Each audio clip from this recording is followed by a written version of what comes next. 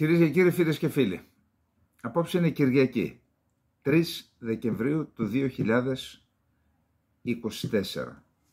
Σαν σήμερα, τα ζήσαμε τότε, το 1979, οι φοιτητές Ιρανοί, προφανώς υποκινούμενοι από τις υπηρεσίες της νέας τότε Ισλαμικής Επανάστασης, της λεγόμενης Ισλαμικής Επανάστασης, εισέβαλαν μέσα στην Αμερικανική πρεσβεία, έπιασαν ομήρους και από εκεί ξεκίνησε μια διαδικασία που κατέληξε σε ένα φιάσκο, μια επιχείρηση φιάσκο των Αμερικανικών δυνάμεων, και σήμερα στο Ιράν γιόρτασαν αυτήν την επέτειο με μεγάλο πάθος και οι φοιτητές αλλά και το ίδιο το κράτος, δίνοντας ένα μήνυμα κυρίως στις ΗΠΑ αλλά και στο Ισραήλ.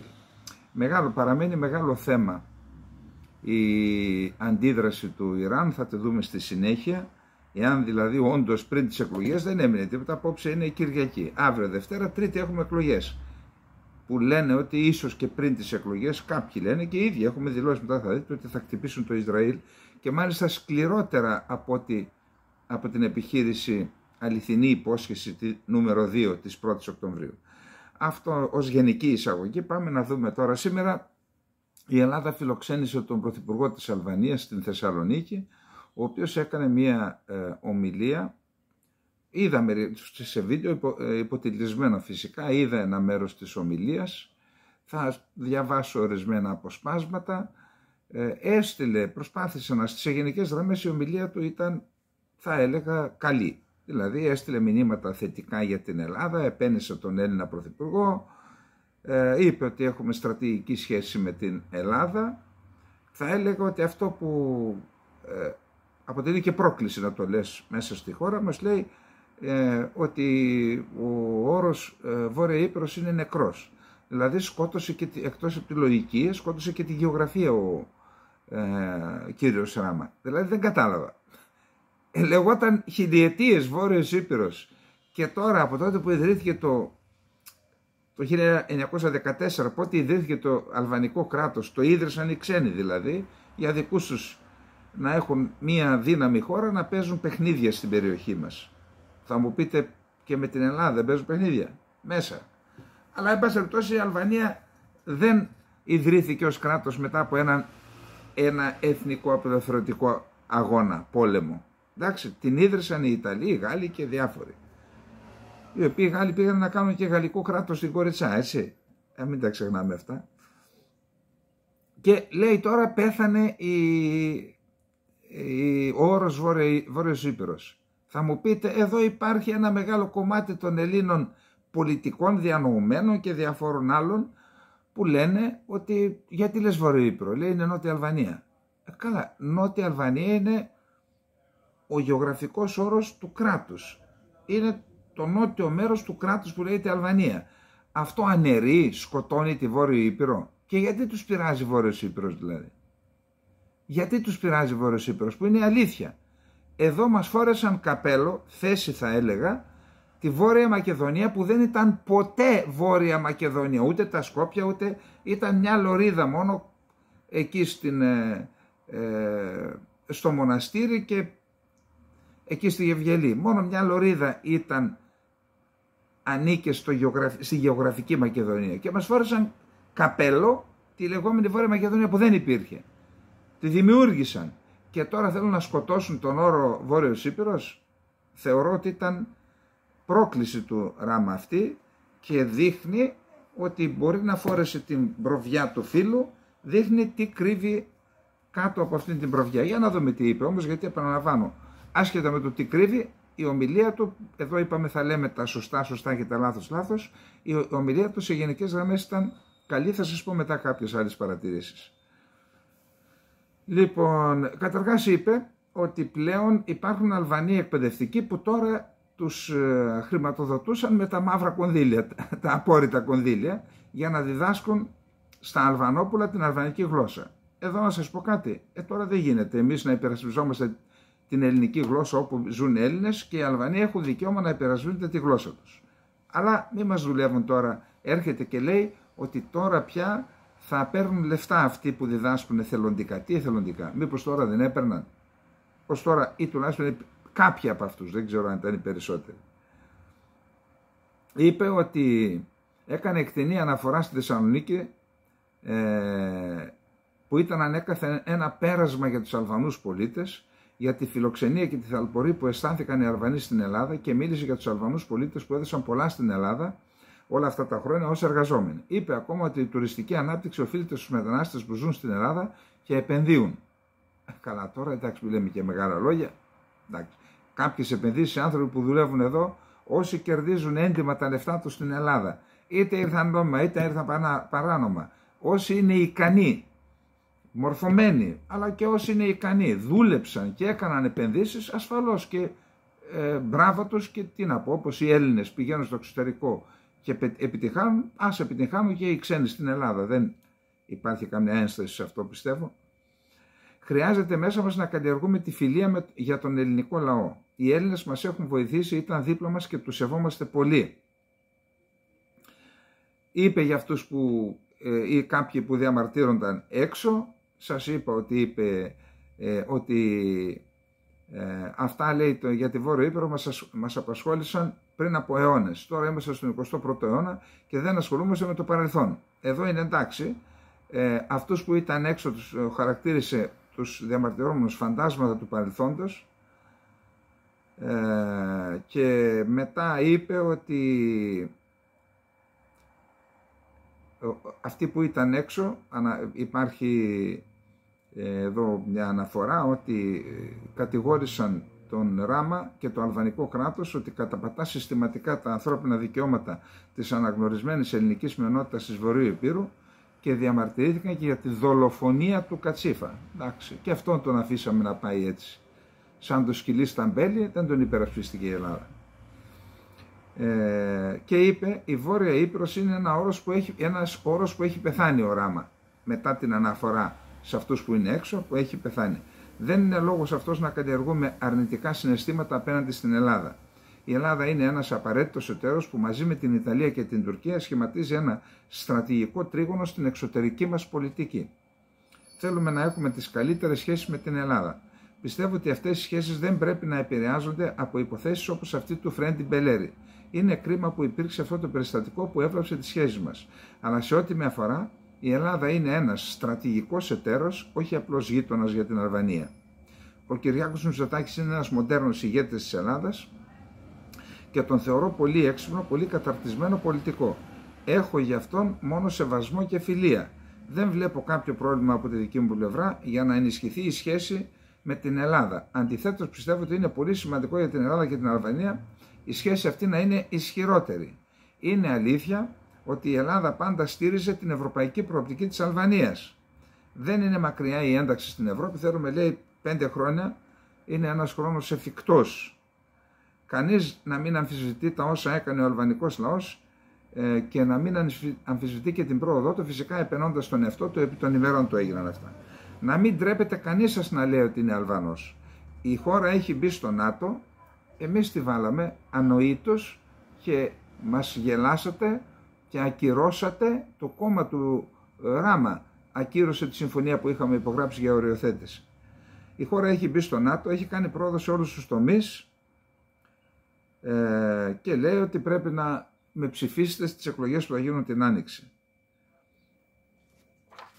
Αυτά λοιπόν για την παρουσία του Ράμα. Επαναλαμβάνω, με τις σκιές που σας ανέφερα, πάντως είδα ότι σε ορισμένες στιγμές τον χειροκροτούσαν από κάτω και για το θέμα της Βορείου Ηπείρου. Δηλαδή ζουν στην Ελλάδα, οι κάμερες γράφουν εκεί, δεν φοβούνται όμως, και κάποιοι στην ουσία γιουχάρισαν αυτούς που είναι έξω και που ήταν έξω και διαμαρτύρονταν, και ακόμα και το θέμα της Βορείου Ηπείρου δεν τους αρέσει, δεν τους αρέσει η αλήθεια και ζουν στην Ελλάδα. Εντάξει.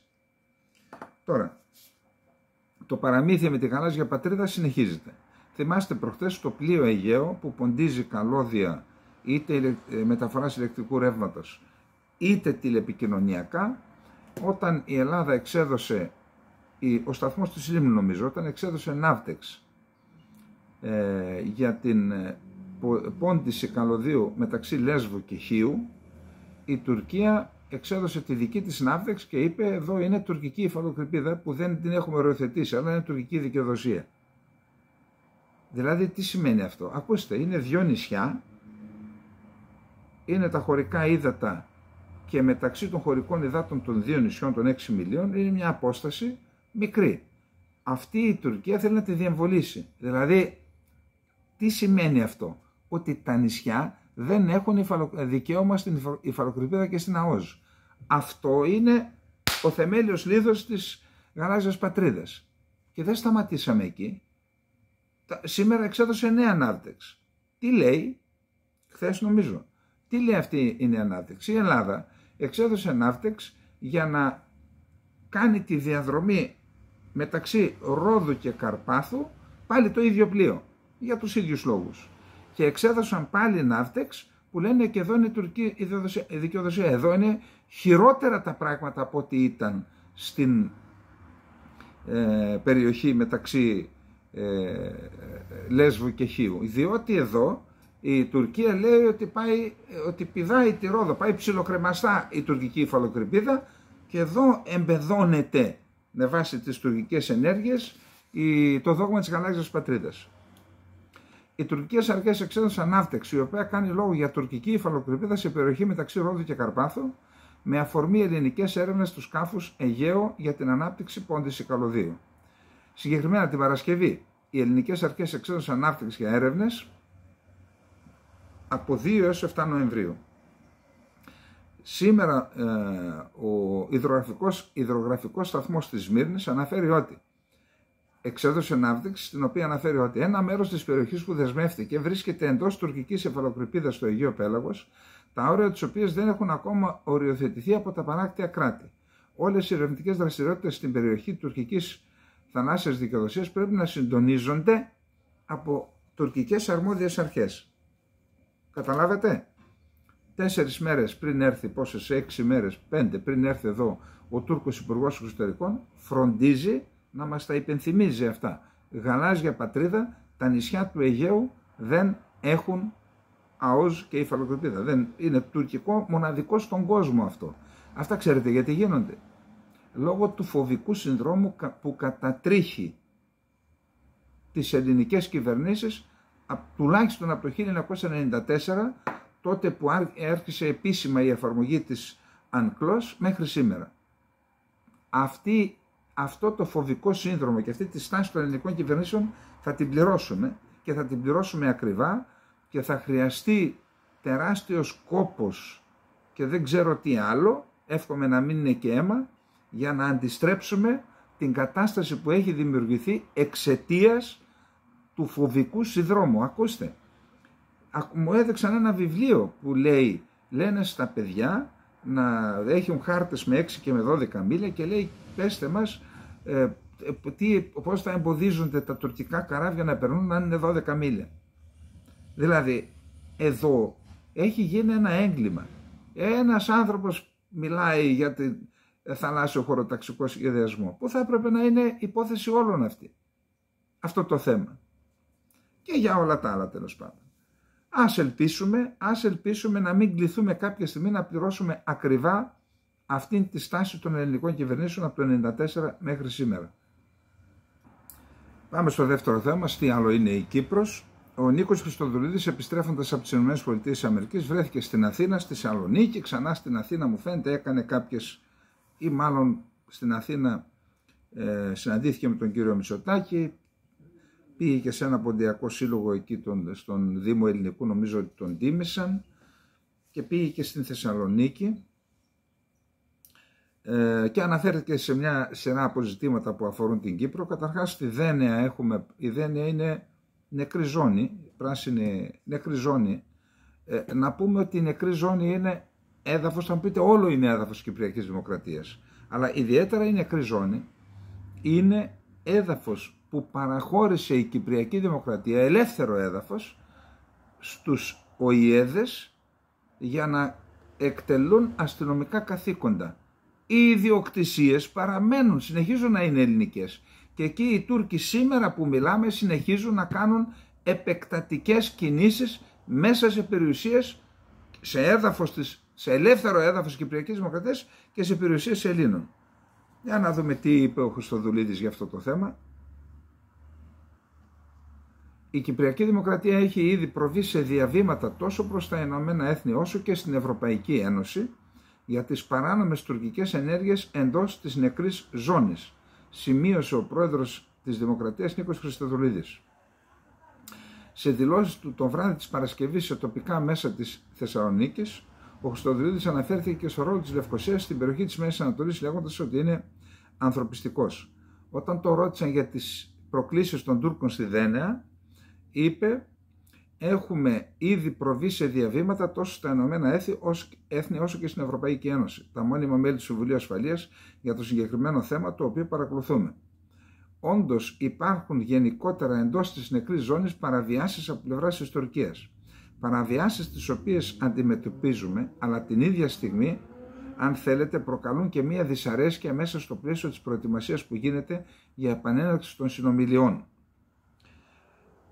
Πάντως, η Ούνφικη που είναι εκεί, έχει αστυνομικό ρόλο, επέριψε ευθύνες στους γεωργούς που πήγαν να οργώσουν, τώρα είναι η περιοχή του Σπαρμού, είπαμε έτσι, τα χωράφια τους. Να σεβαστούν οι δύο πλευρές στο status quo στην ουδέτερη ζώνη. Είπαν πάλι, όταν παίρνεις ίσες αποστάσεις μεταξύ ενός που παραβιάζει και ενός του οποίου παραβιάζουν τα δικαιώματα, τότε στην ουσία ενισχύει σε αυτόν που παραβιάζει. Πάντως οι Τούρκοι στρατιώτες αποχώρησαν από τη Δένεια και οι κάτοικοι, οι ιδιοκτήτες της γης που θέλουν να πάνε να καλλιεργήσουν, αναμένουν ενημέρωση από τον ΟΗΕ. Τον ρώτησαν τον Χριστοδουλίδη εάν οι Αμερικανοί ζητούν βάσεις στην Κύπρο και είπε: εμείς ήδη συνεργαζόμαστε με την Αμερική και με άλλες χώρες, αλλά αποκλειστικά για ανθρωπιστικούς λόγους. Δεν το είπε καθαρά, αλλά το εννοήσε, άφησε να εννοηθεί ότι υπάρχουν ήδη στρατεύματα των ΗΠΑ έξω από τις βάσεις της Αγγλικές, της Γερμανίας, της Γαλλίας, τα οποία όμως αυτά υπάρχουν εκεί για να βοηθήσουν οι υπηκόους των χωρών τους να φύγουν από τη διακεκαυμένη ζώνη της Μέσης Ανατολής με ενδιάμεσο σταθμό την Κύπρο να πάνε στις πατρίδες τους. Αυτά είπε. Πάντως είναι γνωστό ότι οι Ηνωμένες Πολιτείες Αμερικής επιδεικνύουν ιδιαίτερο ενδιαφέρον για την αεροπορική βάση Ανδρέας Παπανδρέου και την ναυτική βάση, δεν ξέρω τι λένε, Χαρίλαος Φλωράκης νομίζω, όχι Χαρίλαος, ο Φλωράκης ο στρατηγός εννοώ, που είναι στο Μαρί.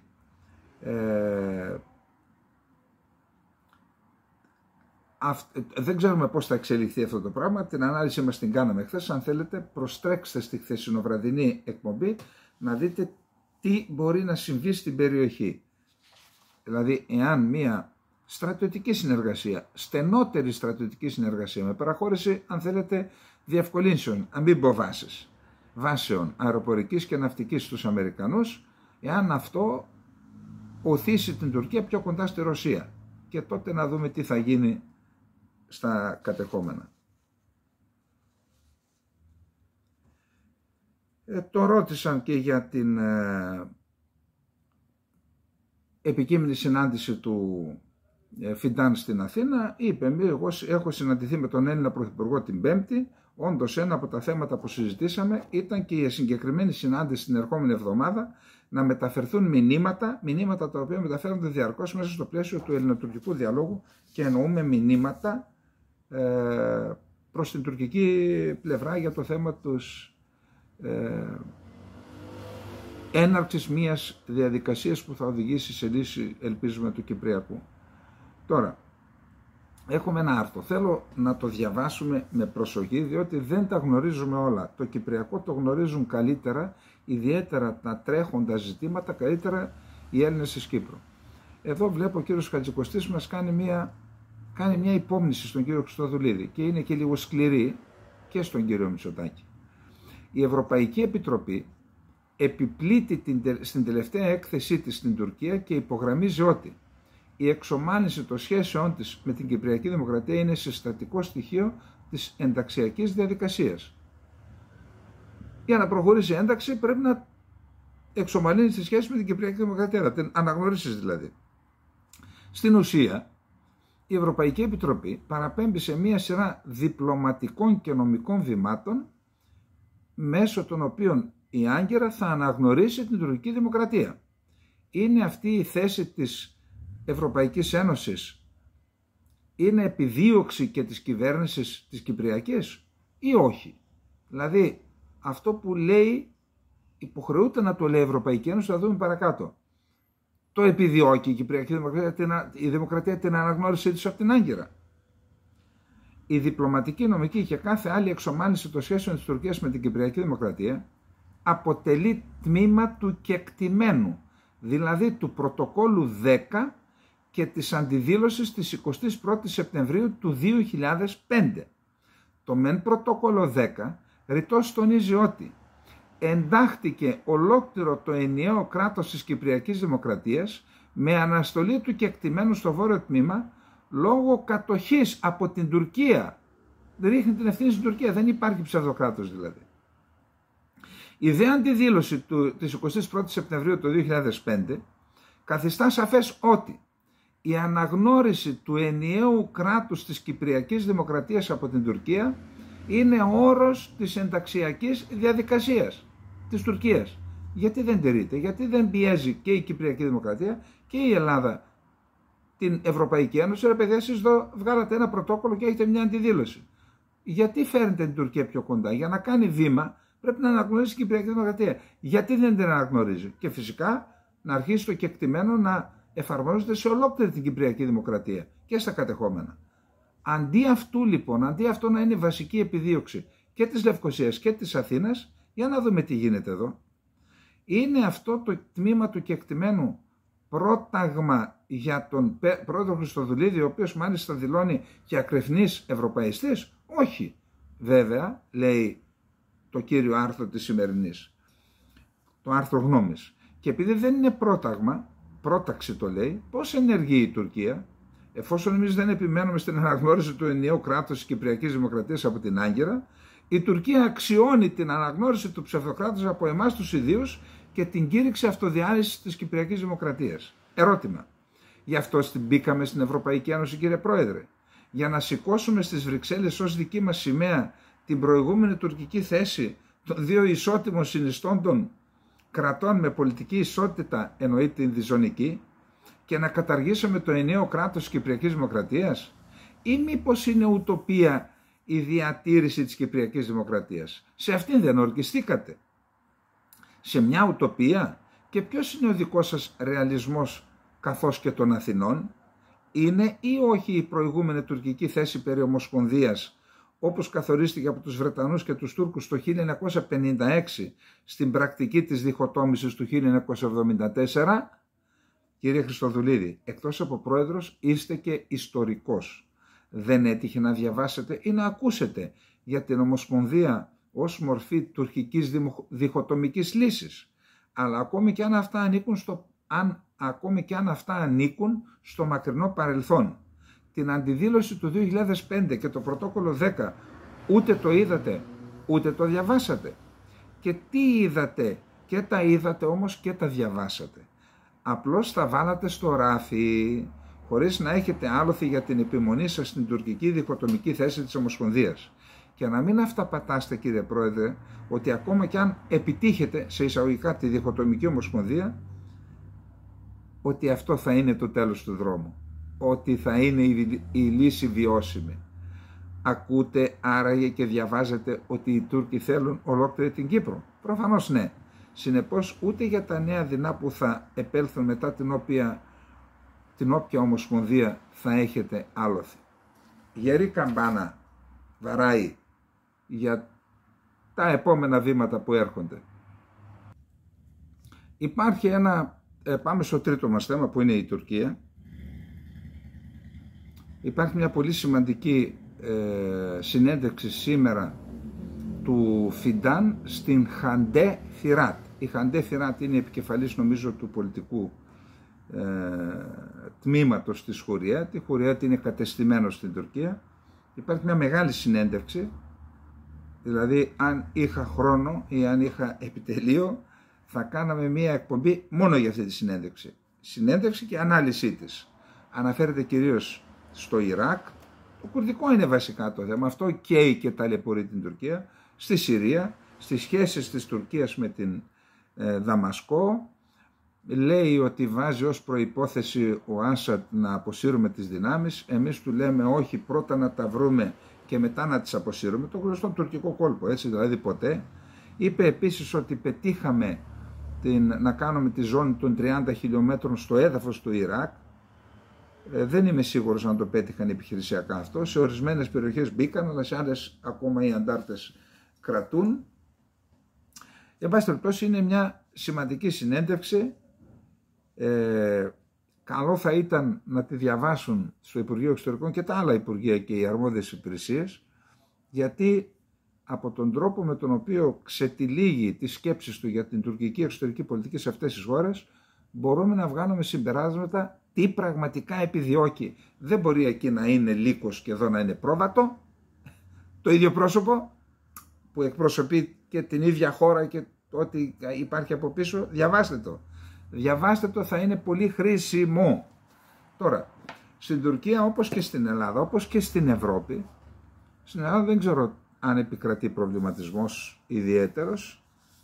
Εάν επικρατεί προβληματισμός για το ποιος θα εκλεγεί, αυτό οφείλεται κυρίως στη στάση που θα τηρήσουν οι ΗΠΑ στην Τουρκία, διότι δυστυχώς ετεροκαθοριζόμεθα. Δυστυχώς. Αντί με λαμπρά μυαλά, λαμπρούς ανθρώπους, φλογερούς πατριώτες που έχουμε στις ΗΠΑ, να είμαστε ο δεύτερος ισχυρότερος πόλος άσκησης επιρροής στις ΗΠΑ μετά τους Εβραίους, εμείς κοιτάμε τον ουρανό και λέμε μπεμπαμπλόμ, του κίθεμπλόμ, ποιος θα βγει αυτός, βγει αυτός και τα πάει καλά με την Τουρκία, καήκαμε, εννοούν τον Τραμπ. Δεν είναι έτσι όμως όλα τα κράτη. Κάποια κράτη κάθονται και κάνουν υπολογισμούς. Εμείς, οι υπολογισμοί μας είναι πώς θα τα πάει με την Τουρκία. Αν τα πάει καλά με την Τουρκία, θα υποστούμε. Δεν είναι έτσι. Δεν είναι έτσι. Μπαμπλόμ. Εντάξει. Λοιπόν, διάβασα μία ανάλυση για το τι συμβαίνει και τι βλέπει η Τουρκία. Μία εκτενή ανάλυση. Θα δούμε μερικά πράγματα, τα οποία τα βλέπω και τα διαβάζω. Δεν χρειάζεται και τα γνωρίζουμε. Αλλά, εν πάση περιπτώσει, είναι ταξινομημένα σωστά. Λοιπόν, τι είχε πει ο Ερντογάν το Σεπτέμβριο στη Γενική Συνέλευση στο θέμα ποιος θα εκλεγεί. Ελπίζω ότι ο επόμενος πρόεδρος δεν θα κάνει τον απερχόμενο να φαίνεται καλύτερος για την Τουρκία.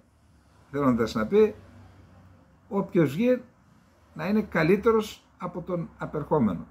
Διότι το θέμα των F-35 με τη ΣΥΠΑ δεν το βιώσαμε μόνο κατά την περίοδο του Τραμπ, αλλά συνεχίστηκε και μετά με τον Biden. Όλοι μας προκάλεσαν απογοήτευση, τόσο οι Ρεπουμπλικάνοι όσο και οι Δημοκρατικοί.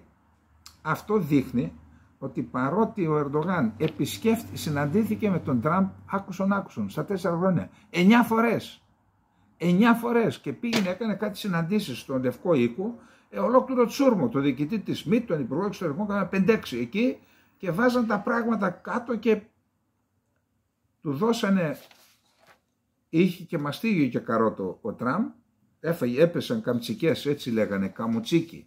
Έπεσαν καμτσικές, θα τις δούμε παρακάτω, αλλά είχε πάρει αέρα όντως ο Ερντογάν με τον Τραμπ στην αρχή, μετά ήρθαν οι κατραπακές. Τώρα, ο Σινάν Ουλγέν είναι διευθυντής του Κέντρου Μελετών Οικονομίας και Εξωτερικής Πολιτικής, του ΕΝΤΑΜ, και λέει η σχέση του Ερντογάν με τον Τραμπ ήταν ισχυρή κατά τη διάρκεια της προεδρίας του Δευτέρου. Αν η Κάμαλα Χάρις κερδίσει τις εκλογές, η σχέση μεταξύ της Χάρις και του Ερντογάν είναι πιθανό να είναι πολύ ρηχές σε σχέση με την προσωπική σχέση που είχε αναπτύξει ο Ερντογάν με τον Τραμπ. Τώρα λέει ότι στα ανώτερα κλιμάκια της Αμερικανικής Δημοκρατίας, εάν υπάρχει αλλαγή στα ανώτερα κλιμάκια της Αμερικανικής διπλωματίας, αν νίκησε ο Τραμπ δηλαδή, αυτό θα έδινε πιθανώς την ευκαιρία στον Τούρκο πρόεδρο να επιχειρήσει την ανατροπή της εικόνας του ανυπόληπτου συμμάχου. Μην εμπιστεύεστε την Τουρκία. Αυτό είναι που κυκλοφορεί στο State Department και στο Υπουργείο Άμυνας, και λέει μπορεί να επιχειρήσει να ανατρέψει αυτή την εικόνα. Αυτό δεν είναι εύκολο, γιατί υπάρχει διάσταση απόψεων που δεν αφορά μόνο τα πρόσωπα, Biden ή Trump ή Harris δηλαδή, αλλά διάσταση απόψεων σε θέματα πολιτικής που θα εφαρμόσει και η μια και η άλλη πλευρά ανεξαρτήτως προσώπων. Και δεν είναι μόνο οι πολιτικοί στόχοι των δύο χωρών, είναι ότι οι φιλοδοξίες της Τουρκίας στην περιοχή συναντούν την αντίσταση της Αμερικής. Μία από τις φιλοδοξίες είναι και η Κύπρος. Τα είδαμε τώρα. Διάγεται είναι η πεποίθηση Τούρκων πολιτικών αναλυτών ότι ο Ερντογάν θα ένιωθε πιο άνετα αν εκλεγεί ο Τραμπ. Παρά το γεγονός ότι η σημερινή σχέση προβληματικής συμμαχίας μεταξύ ΗΠΑ και Τουρκίας είναι κατάληξη μιας σειράς επεισοδίων που ξεκίνησαν επί Τραμπ. Αυτό δεν γνωρίζουν στην Ελλάδα ή τέλος πάντων μπορεί να ξέρουμε κάποια θέματα ή να θυμόμαστε διασκορπισμένα, αλλά δεν τα έχουμε βάλει στη σειρά. Για να δούμε ποια είναι αυτά. Και γι' αυτό λένε οι αναλυτές ότι η Χάρις θα είναι αν εκλεγεί θα είναι πιο προβλέψιμη και ίσως παρότι υπάρχει καλή χημεία μεταξύ Τραμπ και Ερντογάν, ίσως αυτό που επιδιώκουν είναι να εκλεγεί η Χάρις, γιατί είναι πιο προβλέψιμη και ίσως και πιο διαχειρίσιμη. Πού να διαχειρίσει τον Τραμπ? Σήμερα σου λέει έτσι, αύριο σου τραβάει μια σφαλιάρα. Οι σχέσεις Τραμπ-Ερντογάν ξεκίνησαν το 2012 με τους δίδυμους πύργους σε μια ακριβή περιοχή της δίδυμους πύργους του Τραμπ, έτσι. Πολυτελής, πανάκριβη, άρα είναι μια επένδυση τεράστια. Και υπάρχει και ειδική σχέση μεταξύ των γαμπρών, του Μπεράτα Αλμπαϊράκ, του Ερντογάν, και αυτός από ελληνόφωνη οικογένεια της τραπεζούντας, και ο Αλμπαϊράκ, και του Τζάρετ Κούσνερ, γαμπρού του Τραμπ.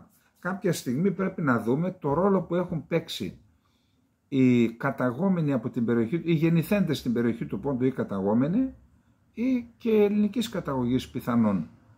Δηλαδή Μεσούντ Γιλμάζ, Αντνάν Καχβετζή, τεράστια φυσιογνωμία που έχασε τη ζωή του άνθρωπος σε αυτοκινηστικό δυστύχημα. Τον καθάρισαν.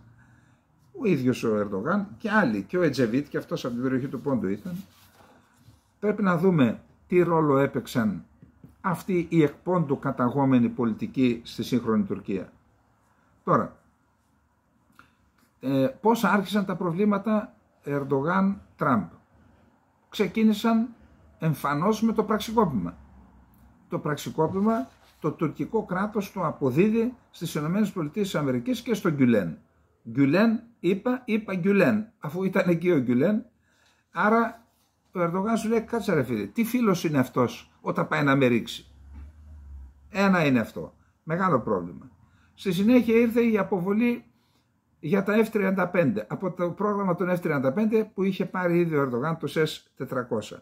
Δηλαδή, εφαρμόστηκε ο νόμος για την αντιμετώπιση των εχθρών της Αμερικής μέσω κυρώσεων. Κατσά. Δηλαδή την έβαλαν την Τουρκία εχθρική χώρα.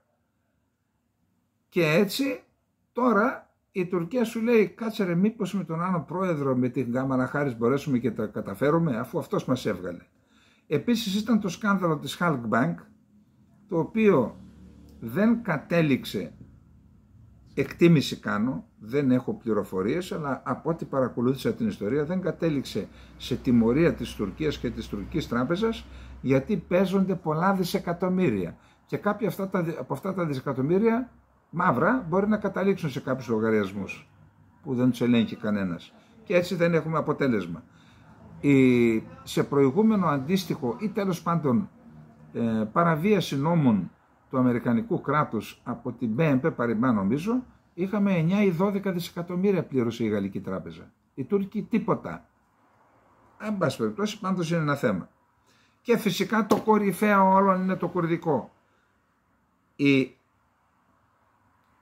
συνεχιζόμενη υποστήριξη των Αμερικανών στις δημοκρατικές δυνάμεις της Συρίας, τους Κούρδους, στη βορειοανατολική Συρία, στη Ροζάβα, είναι ένα αγκάθι βαθύ που μπήκε βαθιά στο πόδι της Τουρκίας. Η Τουρκία προσπαθεί το 99% της εξωτερικής πολιτικής, αυτά που κάνει με εμάς δεν δίνουν δεκάρα ούτε στο Κυπριακό ούτε σε εμάς. Είναι το 1%.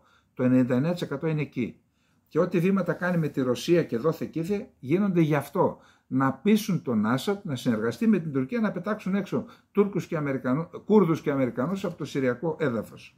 Εννοώ Κούρδους, τους μαχητές εννοώ, γιατί τους πολίτες δεν μπορούν να τους βγάλουν. Και φυσικά ένα άλλο ζήτημα που θα κληθεί να αντιμετωπίσει ο Ερντογάν, ανεξαρτήτως του ποιος θα εκλεγεί, είναι το θέμα της Γάζας, το θέμα του Χεσμολάχ, της πιθανής επίθεσης του Ιράν. Όλα αυτά η Τουρκία τα θεωρεί απειλή για την ίδια. Αν δηλαδή εξαλειφθούν οι ομάδες αυτές του άξονα της αντίστασης, όπως λέει το Ιράν, τότε η Τουρκία θα νιώσει ότι η απειλή έρχεται και προς την ίδια, και αναφέρομαι πάντα στο κουρδικό. Πάμε να δούμε τι γίνεται τώρα στο Ισραήλ, γιατί εκεί πραγματικά περίεργα πράγματα βλέπω. Ενώ είδαμε ότι το Ισραήλ παραδόξως, που δεν φαίνεται να καταλαβαίνει και από παρενέσεις, δεν χτύπησε ούτε πετρελαϊκές εγκαταστάσεις, δεν χτύπησε ούτε πυρηνικές εγκαταστάσεις, δεν χτύπησε ούτε και πρόσωπα, αξιωματούχους. Δηλαδή χτύπησε μόνο στόχους των φρουρών της Επανάστασης. Βλέπουμε πιθανόν να πόνεσαν, γιατί μπορεί να χτύπησε σε κέρια σημεία. Βλέπουμε ότι είναι αποφασισμένο το Ιράν να χτυπήσει. Ενώ διαβάζαμε και σε ιρανικά μέσα ότι έστειλα μήνυμα ότι δεν θα χτυπήσουν στο Ισραήλ. Δεν μπορώ να καταλάβω τι συμβαίνει. Πάντως διαβάζω τα ιρανικά μέσα και δημοσιογράφους που εκφράζουν και το κλίμα που επικρατεί στην Τεχεράνη. Νομίζω ότι είναι 12 τα Β-52 που έχουν σταθμεύσει. Κάποια στάθμευσαν στο Κατάρ, τα υπόλοιπα δεν ξέρω που είναι, αλλά επειδή τα Β-52 είναι νομίζω τα μεγαλύτερα βομβαρδιστικά που έχουν οι Ηνωμένες Πολιτείες Αμερικής. Το καθένα κουβαλάει 33 τόνους βόμβες. 33 τόνους βόμβες. Επίσης ήρθαν και από την Νεβάδα, κάπου νομίζω ήρθαν από μια βάση, την Ντακότα, θα δούμε παρακάτω, και ήρθαν και 4 στρατοσφαιρικά αεροσκάφη ανεφοδιασμού στον αέρα. Που σημαίνει ότι αυτά ήρθαν και τα ανεφοδίασαν στον αέρα, αλλά και για πιθανή επιχείρηση. Τώρα γιατί τα φέρουν αυτά? Αυτά είναι επιθετικά αεροσκάφη. Και τα πάνε σε βάσεις που είναι πολύ κοντά στο Ιράν. Δηλαδή το Ιράν είναι δυνατόν, εντάξει, μπορεί να θεωρεί ότι το Ισραήλ είναι του χεριού του. Είναι δυνατόν να τα βάλει τις ΗΠΑ? Και προσέξτε, εγώ δεν λέω να τα βάλει, να μην τα βάλει, γιατί κάποιοι θα πούνε φίλε καλά κάνει γιατί είναι πατριώτες και τα λοιπά. Δεν λέω, αλλά προβληματίζομαι για το τι θα επακολουθήσει. Αυτό. Νέα δημοσίευση του Χαμενεή στο X. Η Αμερική και η σιωνιστική οντότητα θα λάβουν εκπληκτική απάντηση. Έχει και άλλη μετά σήμερα. Έχει ένα λογαριασμό στο X που είναι και στα εβραϊκά. Έχει άλλη, θα δούμε. Η Αμερική, τώρα, ο διοικητής των φρουρών της Επανάστασης. Η επιχείρηση αληθινή υπόσχεση νούμερο 3 θα πραγματοποιηθεί σύντομα. Η Times της Τεχεράνης. Η απάντηση του Ιράν θα είναι πιο σκληρή από την επιχείρηση αληθινή υπόσχεση 2. Η επιχείρηση αληθινή υπόσχεση 2 θα φαντάζει μέτρια σε σύγκριση με αυτό που πρόκειται να παρακολουθήσει. Καλά, μπορεί να είναι και ψυχολογικός πόλεμος, έτσι, αλλά η στρατιωτική δραστηριότητα στο Ιράν έχει ήδη ξεκινήσει. Οι εκτοξευτές βαλιστικών πυράβλων τίθενται σε ετοιμότητα μάχης. Ο εκπρόσωπος των φρουρών της Επανάστασης. Μερικές φορές στον πόλεμο η ασάφεια και η σιωπή είναι στρατηγική. Εδώ εσείς μιλάτε όμως. Βλέπεις, κάνουμε δηλώσεις, διαβάζουμε. Το Ιράν σχεδιάζει επίθεση στο Ισραήλ ακριβώς πριν από τις προεδρικές εκλογές των ΗΠΑ. Λένε οι Financial Times. Η Τεχεράνη εξετάζει το ενδεχόμενο να εξαπολύσει επίθεση στο Ισραήλ λίγο πριν από τις αμερικανικές εκλογές στις 5 Νοεμβρίου, ως απάντηση στην επίθεση του Ισραήλ στις 26 Νοεμβρίου. Γράφουν οι Financial Times, επικαλούμενοι πηγές στην Ιρανική ηγεσία, κοντά στην Ιρανική ηγεσία. Η απάντηση του Ιράν στην Ισραηλινή επίθεση θα είναι ξαφνική και θα ξεπεράσει όλες τις προσδοκίες του εχθρού. Το εβραϊκό κράτος κάνει λάθος αν πιστεύει ότι το Ιράν φοβάται να μπει σε άμεση αντιπαράθεση με το Ισραήλ, αφήνοντας τις στρατιωτικές επιθέσεις αναπάντητες, δήλωσε ο αξιωματούχος, εκπρόσωπος του σώματος των φρουρών της Ισλαμικής Επανάστασης, υποστράτηγος Αλή Μοχάμετ Ναέμι. Αναφέρει επώνυμα η πηγή, έτσι, ο εκπρόσωπος. Δεν ξέρω. Όντως, εγώ δεν βγάζω συμπέρασμα, μπορεί να συμβαίνουν πράγματα που δεν γνωρίζουμε. Με την υποσήμαση ότι δεν θα είναι σε θέση να συγκρατήσει το Ισραήλ εάν το Ιράν επιτεθεί ξανά, η Ουάσιγκτον προειδοποίησαν την Τεχεράνη να εξαπολύσει άλλη επίθεση, μετέδωσε ο αμερικανικός ειδησιογραφικός ιστότοπος Axios, επικαλούμενος Αμερικανό αξιωματούχο και έναν Ισραηλινό πρώην αξιωματούχο. Άρα προειδοποίηση, λέει οι Αμερικανοί. Αν χτυπήσεις, εγώ δεν μπορώ να το συγκρατήσω. Θα σου βαρέσει, θα σου χτυπήσει τα πάντα. Δηλαδή, θα χτυπήσει πυρηνικές εγκαταστάσεις. Αυτό.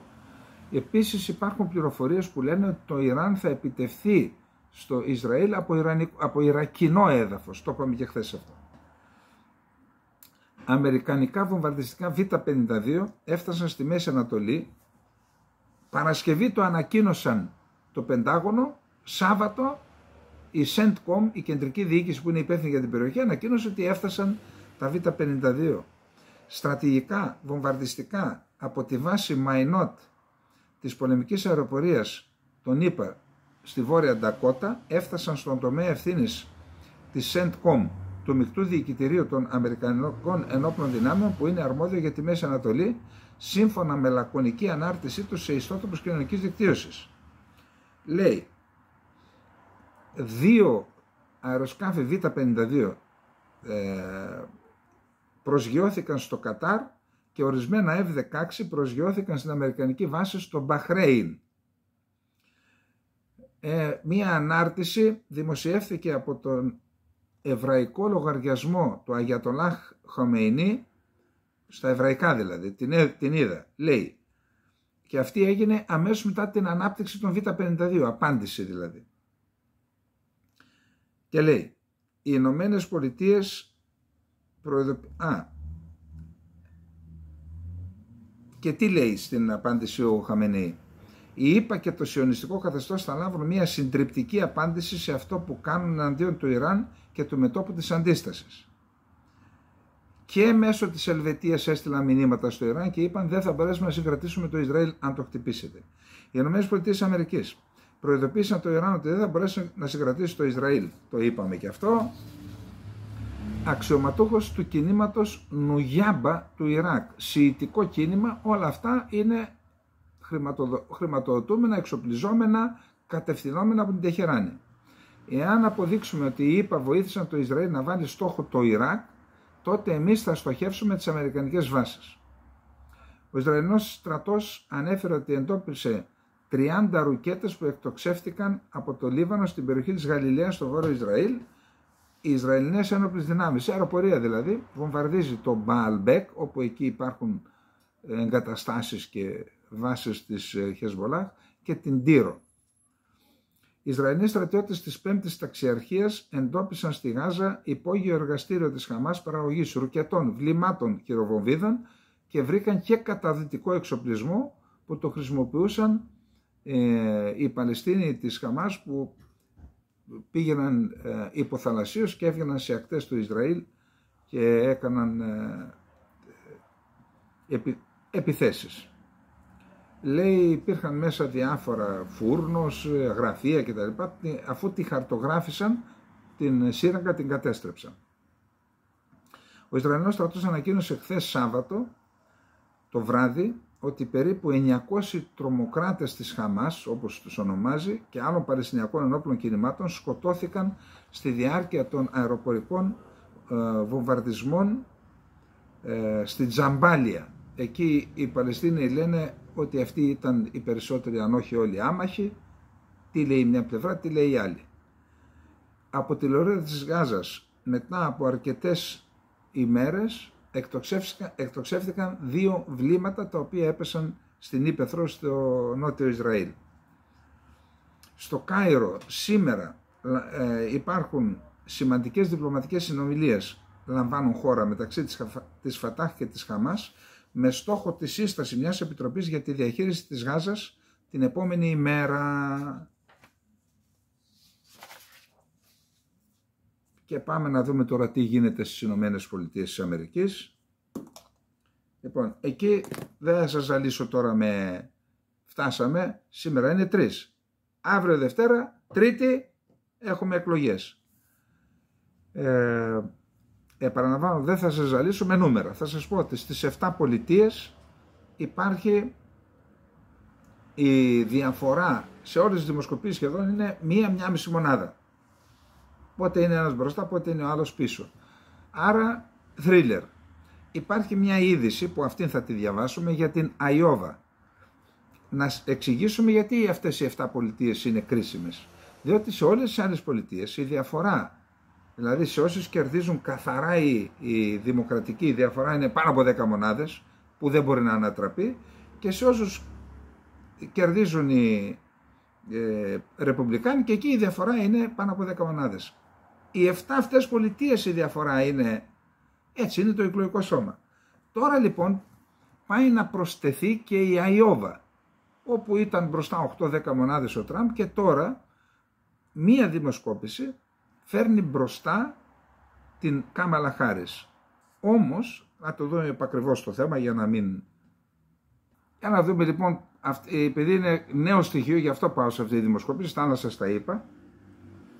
Σύμφωνα με τη δημοσκόπηση του Mediacom Iowa, που διενεργήθηκε σε δείγμα 808 πιθανών ψηφοφόρων στο διάστημα από 28 Οκτωβρίου μέχρι 31 Οκτωβρίου, η Κάμαλα Χάρις προηγείται με 47% έναντι 44% του Τραμπ, με το όριο του στατιστικού σφάλματος να είναι συμπλην 3,4%. Δηλαδή είναι κοντά στο όριο.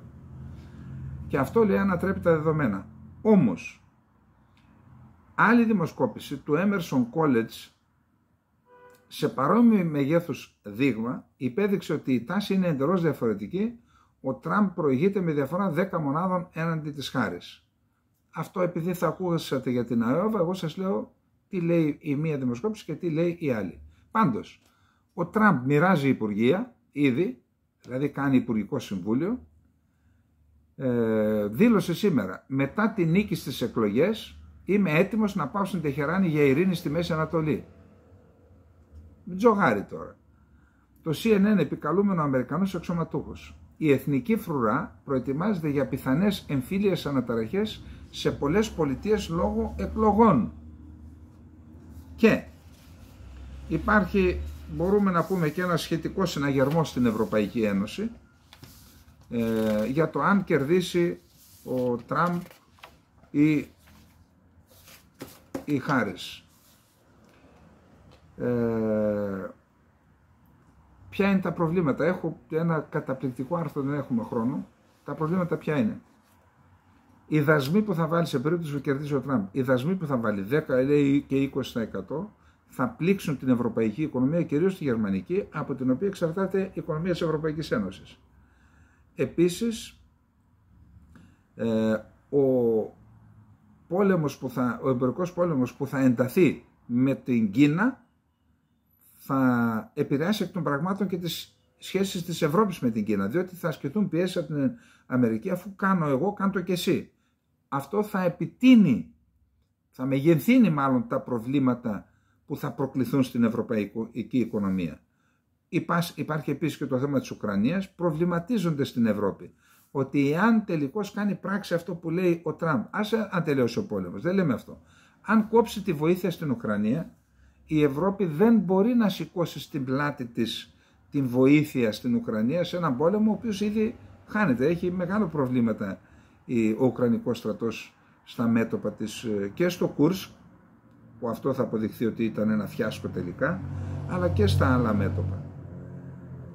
Και έχουν δημιουργήσει, λέει, μια ομάδα διαχείρισης, task force τη λένε, από η Ευρωπαϊκή Επιτροπή, από ανθρώπους εμπειρογνώμονες στις Βρυξέλλες, που διαχειρίζονται τώρα όλα τα σενάρια, ούτως ώστε να είμαστε έτοιμοι για την επόμενη μέρα.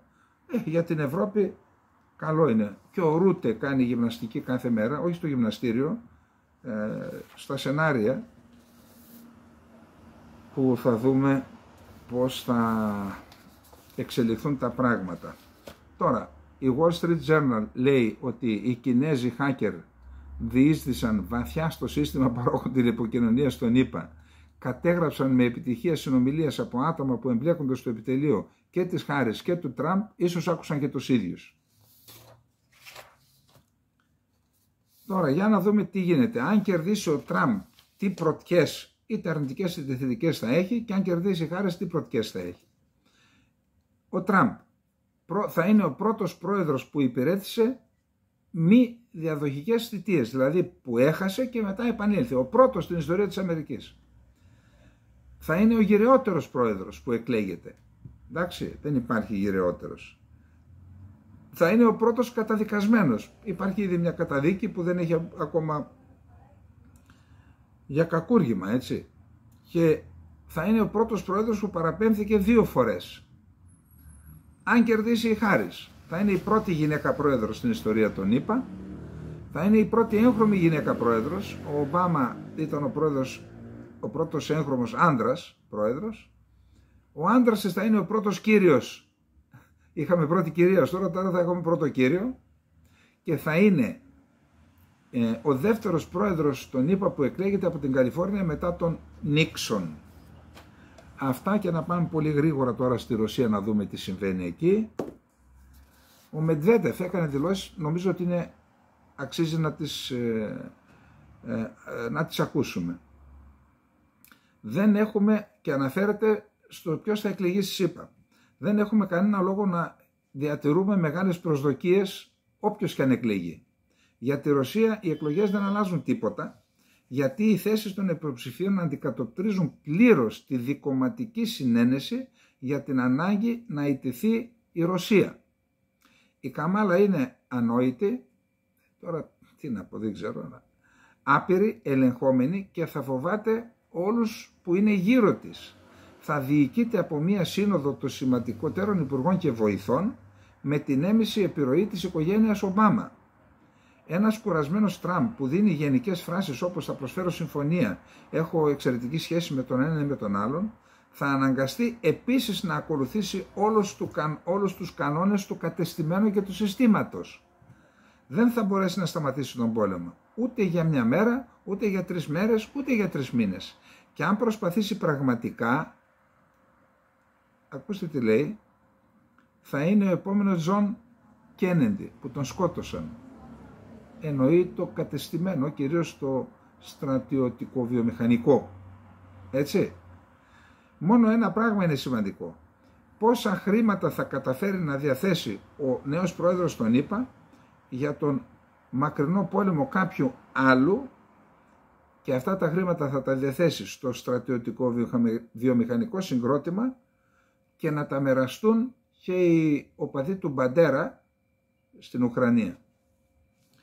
Ο ανώτατος διοικητής των Ουκρανικών Ενόπλων Δυνάμεων, στρατηγός Σίρσκι, απευθυνόμενος στον πρόεδρο του διοικητή του Μεικτού Επιτελείου των ΗΠΑ, Charles Brown, ενημέρωσα τους Αμερικανούς για τη δύσκολη κατάσταση που αντιμετωπίζουμε κατά μήκος της πρώτης γραμμής. Η Ρωσία συνεχίζει τις επιθέσεις σε πολλά μέτωπα, εκμεταλλευόμενη την αεροπορική υπεροχή της, τη δύναμη πυρός μεγάλης εμβέλειας και ένα σημαντικό πλεονέκτημα στα πυρομαχικά πυροβολικού. Μετά από συνάντηση που είχαν Αμερικανοί αξιωματούχοι με τον Ζελένσκι στο Κίεβο, είπαν ότι ο Ουκρανός ηγέτης φαίνεται εξαντλημένος και ευρίσκεται σε μεγάλη ένταση και ανησυχεί για την αποτυχία των στρατευμάτων του στην πρώτη γραμμή, καθώς και για τις επερχόμενες εκλογές της ΗΠΑ, αναφέρουν οι New York Times. Τώρα, η γερμανική εφημερίδα Die Zeit λέει ότι είναι σε εξέλιξη συνομιλίες μεταξύ της Ουκρανίας και της Ρωσίας που διεξάγονται αφανώς κάτω από τα ραντάρ και αφορούν πιθανές παραχωρήσεις της Ουκρανίας στη Ρωσία, συμπεριλαμβανομένης της αμοιβαίας αποτροπής από επιθέσεις σε ενεργειακές υποδομές, θέματα ανταλλαγής εχμαλώτων επιστροφής παιδιών της Ουκρανίας που κρατώνται στη Ρωσία και μια συμφωνία για τα σιτηρά. Επίσης το μέλλον της Κριμαίας και η προθυμία των μερών για συμβιβασμό. Όπως αναφέρει το δημοσίευμα, ακούστε εδώ. Οι συνομιλίες πραγματοποιήθηκαν στην Κοπενχάγη, το Κίεβο, τον Νταβός, την Τζέντα και σε άλλα μέρη με συμμετοχή χωρών των G7 και της Κίνας. Και λέει το άρθρο, το ερώτημα δεν είναι πλέον αν θα πραγματοποιηθούν ειρηνευτικές συνομιλίες, αλλά πότε και πώς, που είναι αποφασισμένο, λέει. Πρώτη φορά το ακούμε αυτό. Μία νέα πόλη, χωριό μάλλον, κατέλαβαν νοτίως του Ποκρόβσκ οι ρωσικές δυνάμεις. Το Ποκρόβσκ είναι αυτή τη στιγμή ο πιο σημαντικός στόχος για τις ρωσικές δυνάμεις, τα έχουμε πει. Εκτός των άλλων, εκεί υπάρχει τεράστιο κοίτασμα από λιγνίτη, με τον οποίο τροφοδοτούν την βιομηχανία χάλιβα, που αν σταματήσει αυτή είναι αιμοδότης για την ουκρανική οικονομία. Και ο Λαυρόφ έκανε μία αναφορά στο BRICS TV, έχουμε και τέτοιο, και αναφέρεται στην ανάγκη εναλλακτικού συστήματος πληρωμών, καθότι οι ΗΠΑ χρησιμοποιούν το δολάριο ως όπλο για να τιμωρούν χώρες που δεν είναι πειθαρχημένες στα κελεύσματα. Λοιπόν, εντάξει, κάναμε δυνατό δελτίο και απόψε. Απενέζουμε τα γένια μας. Λοιπόν, καλή νύχτα, να είστε όλοι και όλοι καλά. Γεια σας.